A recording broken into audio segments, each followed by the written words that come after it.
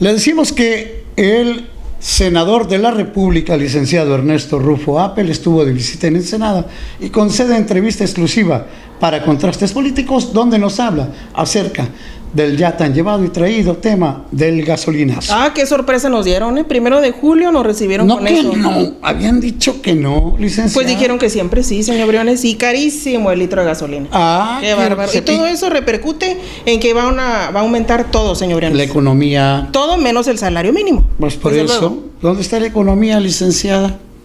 ¿Cómo lo sé? ve? Bueno, esto nos lo dice y nos lo aclara Ernesto Rufo Apel, senador de la República. Aquí está la información. Este es un asunto que tiene que ver básicamente con la Cámara de Diputados. Los diputados son los que tienen que ver con la aprobación del presupuesto de egresos y también tienen que ver con la aprobación del presupuesto de ingresos, donde sí participamos los senadores. Compartimos el tema de los ingresos. En los ingresos va el precio de la gasolina.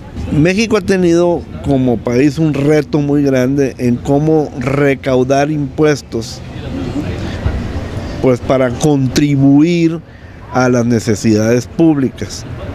Los mecanismos y sistemas de recaudación han adolecido de efectividad, pero una manera muy efectiva de recaudar dinero y muy fácil es a través de la gasolina.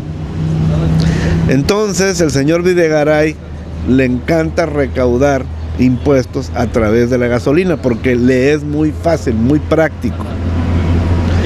Ya todos sabemos que los precios internacionales del petróleo han bajado a menos de la mitad de lo que valía hace un año. ¿Por qué el precio de la gasolina mexicana no ha bajado a menos de la mitad? Porque el gobierno mexicano, la Secretaría de Hacienda, ha decidido compensar la caída de sus ingresos a través de los impuestos a la gasolina. Eso le resta competitividad a la economía mexicana porque paga un precio de gasolina más alto que el resto de los países. Aunque por otro lado hay algunos mexicanos o algunas actividades económicas que pagan pocos impuestos porque encuentran la manera de cómo escabullirse. Entonces eso hace que el ingreso del gobierno no sea tan efectivo. Bueno, entonces el secretario de Hacienda lo justifica diciendo, bueno, pues lo voy a cobrar a través de la gasolina, pero nos resta competitividad a los que trabajan bien, ¿no? Porque tienen que enfrentarse con productos de otros países que tienen medio costo o medio precio de gasolina, porque así como bajaron los precios del petróleo.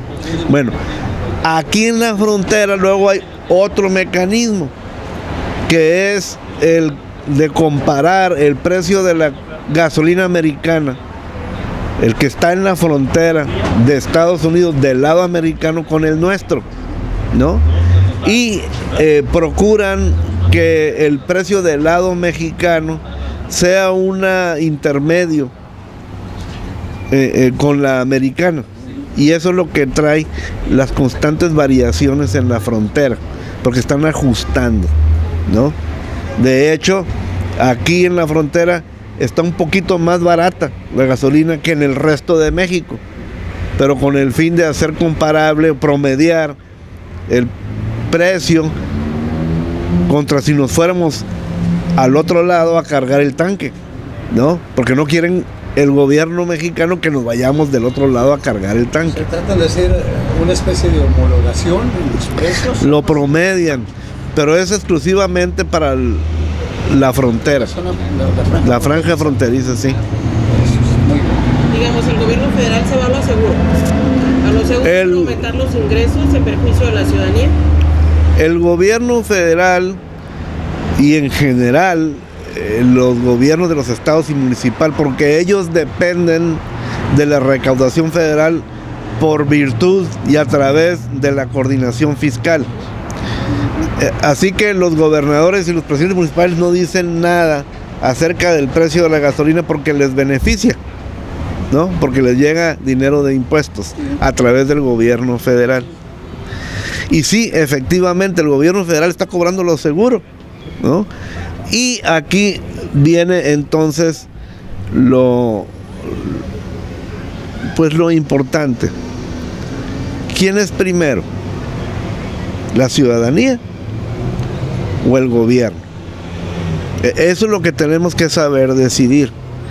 El gobierno dice que él tiene que asegurarse el ingreso porque tiene obligaciones, ¿no? Tiene que proveer servicios, tiene que mantener los gastos del desarrollo social. Ya ve que hay que apoyar a la parte social. Hay muchas necesidades, hay madres solteras, hay familias que están por debajo del umbral de la pobreza, en fin. Entonces es cierto, el gobierno tiene muchas obligaciones, pero también tiene muchos burócratas y con unas prestaciones que yo no las justifico.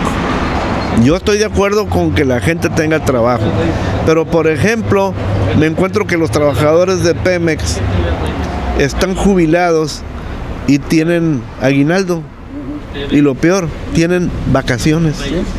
Pues ya están jubilados y les pagan sus prestaciones contractuales. Lo mismo pasa con el resto de burócratas. Entonces sí, hay un trabajo, una responsabilidad. Yo tengo amigos en la burocracia, gente muy efectiva, muy comprometida, responsable, pero hay otros que no se merecen esas formas de protección, ni son comparables las prestaciones que tienen contra el promedio de los trabajadores mexicanos en las empresas. Entonces, aquí, como se cayó el precio del petróleo y era la principal fuente de ingreso para el gobierno, se está presentando una disyuntiva y va a desembocar en crisis política también.